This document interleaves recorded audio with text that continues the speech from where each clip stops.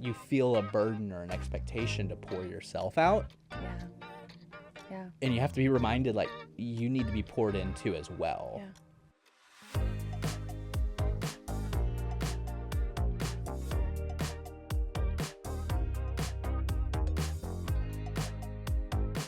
Hello and welcome back to A Higher Purpose, a Vanderbloemen podcast. I am your host, Brett Connolly, and joining as she does every week, every episode, my co-host, my co-friend, Yep, that's my me. co-worker, Sarah Gonzales. Hey! Welcome, we're here. We're back. Another episode. Yes, and when we were having the previous episode where it was just us, kind of talking about our story, why this is a subject matter that's important to us, we were kind of landing on the question of, man, if we knew what we know now back then, what would we have done differently? And you were discussing a couple of points, but then, we kind of started to run out of time and we sunset the episode. Yeah. But I think that'd be a good place for us just to kind of pick things up a little bit. Yeah, I love that we get to have this conversation to be able to talk about things. I know that obviously I'm more new into the workforce. I haven't been in it for decades or anything like that. I get it. But I'm old. I get it. You're really old. But it is really cool to even hear what the Lord's done in me the past 4 years, 4.5 years of my career. And I've been fortunate to have a lot of experience in a lot of different places and areas, and gotten to where I am has been super unique. But I'm excited to hear about your take on that question that you asked me last time. So Brett, if you could go back and give yourself advice as you were starting out in the career world, what would that piece of advice be? What would be the wisdom, the secret sauce, as you said, to starting out? No, I think if I were to do it all over again, man, I was so excited. It's like once you finally understand your calling, you just dive in. Yeah. And I feel like that's great, but I also feel like I said yes to too many things.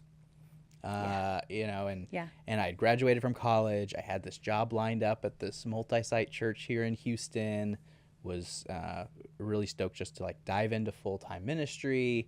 I'd been doing internships and things like that leading up to it. And before I knew it, I was doing my job, right? But I was saying yes to, well, I'm still in the college young adult space. Let me hop on in that ministry area.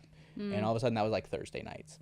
But my ministry job wasn't directly with student ministry, and that's where I knew that's ultimately where I wanted to be. Yeah. So let me stick around for Wednesday night, because I was with the students. And, I'm doing a lot of children's ministry, like recreation stuff, so let me be involved and like meet where the students are, the kids are, and the families are. So let me sign up to teach with Awana. Let me teach to like these other programs that were specific to like preteens and things like that. And before I knew it, every night was booked. Every night. And then we had a Saturday night service. Wow. Since I was doing recreation stuff, it was games were on Saturday. I was there very early. Yeah. And so it just kind of became a point where I was going like, man, I'm so excited to say yes, but I need to have a little bit better discernment to say no. Yeah. And I think that's something that I wish I would have known earlier on. I'm glad I figured that out later on. Yeah. Because as I'm talking with young pastors, young directors, I see them kind of fitting that same, like I don't feel like I can say no, or they're so excited they just keep saying yes. And then all of a sudden they're going, I'm tired, I'm burned out. Because what's tough is when you're thrust into that first chair, or maybe you're thrust into like a second chair of leadership, that you feel a burden or an expectation to pour yourself out. Yeah. Yeah. And you have to be reminded, like, you need to be poured into as well. Yeah. And that's what we see a lot, at least from my vantage point here at Vanderbloemen, even just some like discipleship things that I get to do with former students, is just I'm just kind of paying my dues, but we kind of forget to take care of ourselves. Yeah.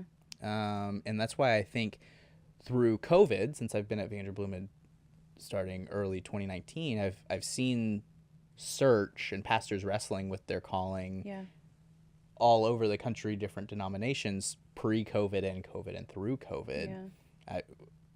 We saw that just exhaustion through it because they weren't pouring into themselves or they didn't have those mentors, you know? Right. So I think if I were to do it all over again, I'd probably learn that saying no is okay. Yeah. And that's probably just the Enneagram 3 in me. That's just like, I want to achieve. I want to do all the things. Right. I want to, you know, and I'm a 2-wing. So I'm like, I want to help. Yeah. Where are the needs? Preach. And I was like, I don't have kids right now. Right. I'm not married. This is my time to do it. This is my time to do it. Yeah. And before I knew it, I was at the church every single day for like, it was like 80 days in a row. Jeez. For one reason or another. Because I was like, when was the last time I wasn't at the church? And I was like, that might be a problem long term. Be an issue. Might be a problem long term. Yeah, you bring up such a good point too, because you know, especially in ministry, it's really easy to say yes. Mm-hmm. But I will say any new job. So that's great advice for somebody just going into the workforce, because even if you're at a nonprofit or a school or corporate office, a bank, whatever it looks like, it's still that desire of showing up and showing out. And so you do feel, and we don't know, we're not taught, and I didn't learn in college like what proper etiquette is in the workplace and what you kind of get to like set up some boundaries with. Like if your boss is asking you to stay till 6:30 to finish a project, like, can you say yes to that? Can you say no? What if you already had plans? Like, what if you have this going on? So I think that that's a great point. And something I want us to talk about today is, you know, when we first had William on the podcast, he talked about, if you were to ask anybody who's been doing this for decades, you know, is there a work-life balance? And the answer is no. And if anybody thinks that they've perfected it and they've really, really done it, they're probably not doing it right. Right. And so I kind of want us to talk about that today, in our generation and the different careers that we've had and gone through. What does work-life balance look like to you? What does that look like to be able to balance ministry, balance family? You know, we just talked about being able to say no is healthy in a lot of ways. But what are ways that you do that? I know that you have a 2-year-old son. He's Isaac. He's the best. Stinking adorable. It's ridiculous. Married, still doing this job that requires travel, still involved, you know, with the community and all things like that. So what does work-life balance look like for you right now? Sometimes I do better than other times, you know, and I'm so thankful for technology because on the road, maybe I'll be just so many states, so many miles away from the house, but I know I can do some quick math if it's different time zones. Like, oh, this is usually when Isaac's waking up, and I'll just confirm before I FaceTime because sometimes Mackie, my wife, can play the game and get like 20 more minutes of like her work done before she has to wake up the child for daycare. So I'll just be like, is he up? And I'll FaceTime briefly, you know, and he's starting to use so many words, and he's a bit of a parrot, which is terrifying. In fact, just the other day, he was sitting in his car seat, and it's no longer rear facing, it's front facing. So he's big deal. He's really excited about that. He can see all the school buses, and he's like, "Oh, a truck!" And we were driving. Someone cut me off, and as a born and raised Houstonian, I honked. I let them know, "Hey, man, I'm here. Please don't hit me. Thanks for cutting me off." All I did was honk. And immediately after that, Isaac in the back seat goes, "Come on." And I'm like, where did he learn? Was that me? Was that me? Was that Mackie? Was that Bluey? That might have been Bluey. It was probably me. But he's just such he's learning, he's developing, and it's such a sweet season. And so I really try not to miss those things. Naturally, like I am away for some days for travel. But when I can duck out in between meetings, I've done that before, just to say hi briefly. And I also think what's important is not just saying no. Like I think we should lead with yes. I really think we should. Talking about like that work-life balance. I think what gets frustrating with a company or a church is when you're so protective of your time, you're not flexible. You know, and so if you're going, well, I gave an extra hour, can I can I have an extra hour back next week? Yeah. That's when I think it becomes almost too much. But I think I gave a pretty extreme example of like, I really should have said no to maybe one or two of those things. Right.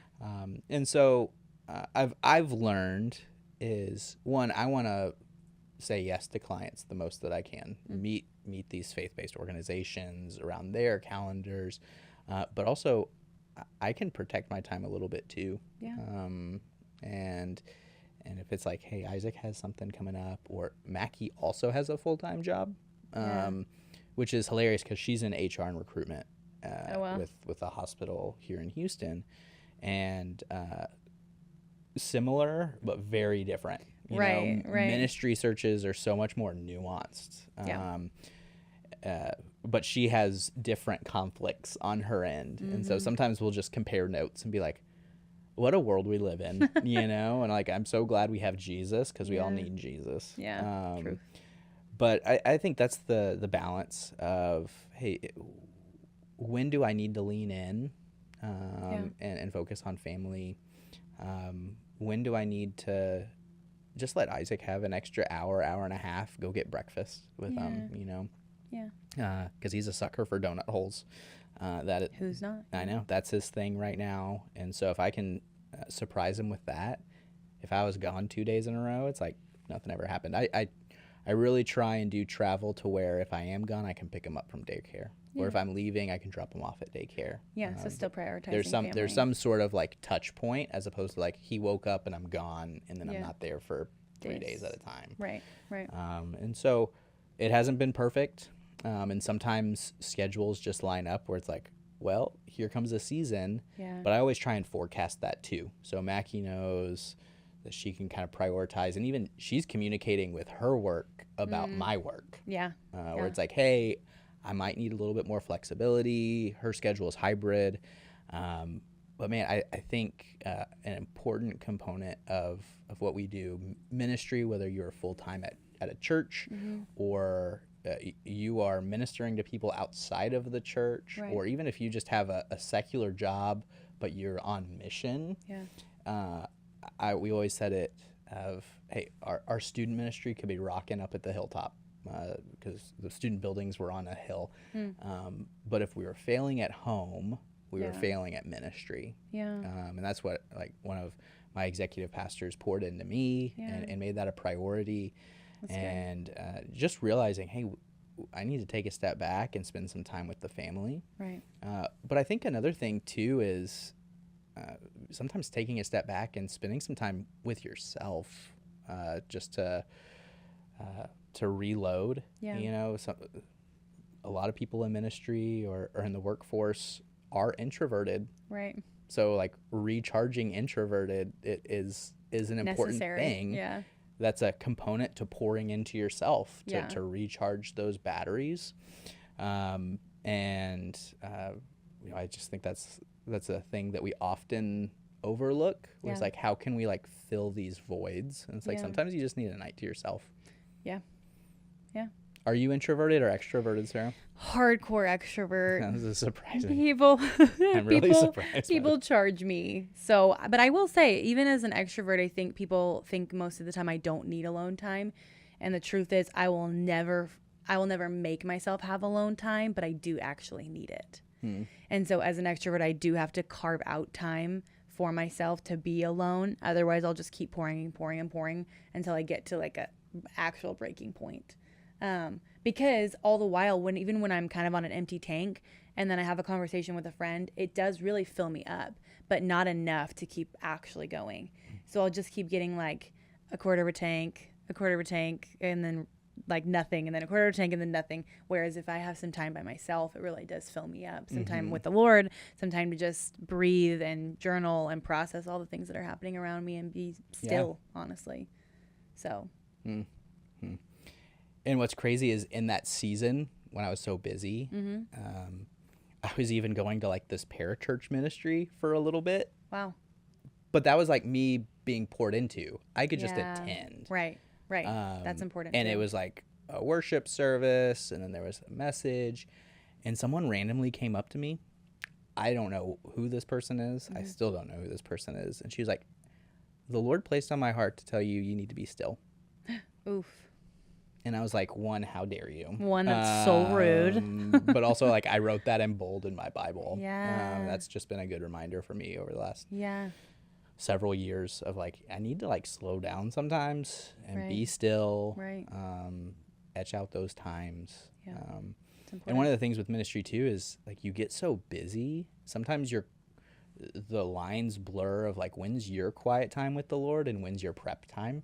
I think those should be two distinct times. Okay. And sometimes the Lord can use your quiet time to like inspire things. Yeah. But if you like merge them together intentionally, you kind of lose some of that intentionality with the Lord. Yeah. Yeah, that's fair. No, and so I'm prepping for I'm officiating a wedding next weekend. Fun. So fun times. Really excited about that. To see some familiar faces. Yeah. But one of the illustrations that I love with like a marriage is, I believe it's like the red cedar tree, because vertically the roots only go 10 to 13 feet deep, but they go 60 to 80 feet horizontally.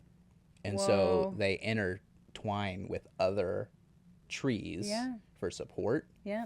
And I think that's why we were talking about with Rob in the previous episode, is like that community is really important too. Right. And not just any community. Right.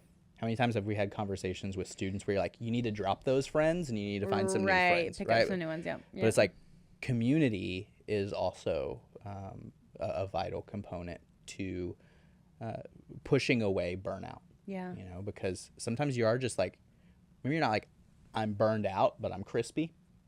You know, like I'm not all the way there, but there are some warning signs. Yeah. You know, and sometimes that community can actually call that out in you before you even know it. Yes, I've been called out many a times. What? Oh, many a times. It's good. That's why you need community. That's right. So I love saying yes because I love being a helper. I love people. So it's really easy for me to always be like, oh, I can do that for you for sure. All the while in my head, I'm like, I don't actually think I have the time or the capacity. But my mom, she's a very wise lady, and she was talking about this at a women's conference we went to a couple weeks ago. And she's talking about whenever we're talking about burnout. And she said, you know, Proverbs 31, it says that the woman considers the field before she buys it. And it's not that she didn't have the finances. It's not that she didn't have the provision. But her considering the field is, you know, is this going to bear fruit? So not can I do it? Not can I purchase it? But is this going to be what this land is meant for? Do I have the time to till it and to plant and to water and to grow and to harvest? And sometimes there's some fields that you've said yes to that are dry as a desert and have cobwebs all over them. Some of your ones are harvesting and fruitful and all those things. So you have to consider that field of, can I say yes to this? Because is this where the Lord is going to lead me to be able to do what I need to do to produce that fruit and have that harvest? Or am I going to say yes to this and it's going to sit there dry for however long? And I'm going to end up disappointing the people that need the fruit in that. But I've said yes because I really thought I could, or I wanted to, or I thought I needed to say yes. And so considering that field has been really helpful for me. I say that now as I'm thinking about saying yes to things like, okay, I can do it. Do I need to? Do I have to? Asking the Lord, like, is that where you want my time to be? Because that's also where burnout comes from, is just the feeling of needing to stay busy, needing to do things a certain way, saying yes to things because you feel like maybe people will be disappointed if you don't show up or show out or do what they need, or people genuinely need help. Are you an Enneagram 2? Yeah. Yeah. So my wife is 2, tell? and that's my wing, right? Like I get it. But one of the things that's really tough about that world is sometimes it's not the fact that you're helping people, you're almost helping yourself because that's your identity. It's tough, Brett. It's tough. Do you feel seen right now? I hate to see it. Hate to hear it. Yeah.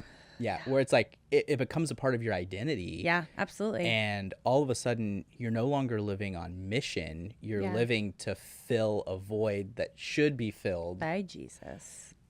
by Jesus. Yeah. I mean, the number one thing I struggle with is the pride of like, I can do it. And then I all of a sudden will get somewhere and I'll be so stressed, so burnt out. And then I'm like, oh my goodness, Lord, I did not partner with you through any of that. Right. That's why I am stinking miserable right now. Yeah. And that's everything in life. That's my marriage. That's my finances. That's my job. That's my commute home. Like, that's everything. I don't want to do it by myself because the truth is, like, he is where my strength comes from, where my joy comes from. Mm-hmm. And me trying to do it on myself is when you get that burnout, when you start saying yes to everything because you think you're more than capable, not leaning back on the one who is capable. Yeah, 80 days in a row at the church with pastors and people at the church. That was probably the driest I had been spiritually, you know, even though I was there and I was in it, but I wasn't pouring into myself. Yeah. The identity was me being the helper. Yeah. Me, you know, not like living on mission going, man, God's called me to do this. Right. But putting it on you. Mm-hmm. Yeah. Mm-hmm. And what pressure that is too. To feel like you have to be the one to solve that problem when in reality it's not us. Like we get to be the vehicle, like we get to be the vessel that God can use. But there are even seasons where I will feel like I need to say yes, and I'll hear the Lord say, do you trust me? Mm-hmm. Like, do you trust me that if you don't say yes to this, because I'm not actually calling you to it, that I'm not going to bring somebody else? Mm-hmm. Is that the kind of God that I am? That if Sarah Gonzales doesn't do it, oh well, ball's going to get dropped. Like if she doesn't do it, then who else? Like, come on. Who else? Who else could do that? Yeah. But it's like we plant, we water, but it's God who gives the growth. Yeah, you know? absolutely. So that's good. Love that. Well, thank you so much for listening to A Higher Purpose, a Vanderbloemen podcast. If you want to listen to our other episodes, please go to vanderbloemen.com/podcasts. You can also follow us on all of our social medias. We are on X, we're on Instagram, as well as LinkedIn and TikTok. You can also subscribe on our YouTube channel or listen to your podcast wherever you listen on Apple Podcasts or Spotify. Thank you so much, and we'll see you next week.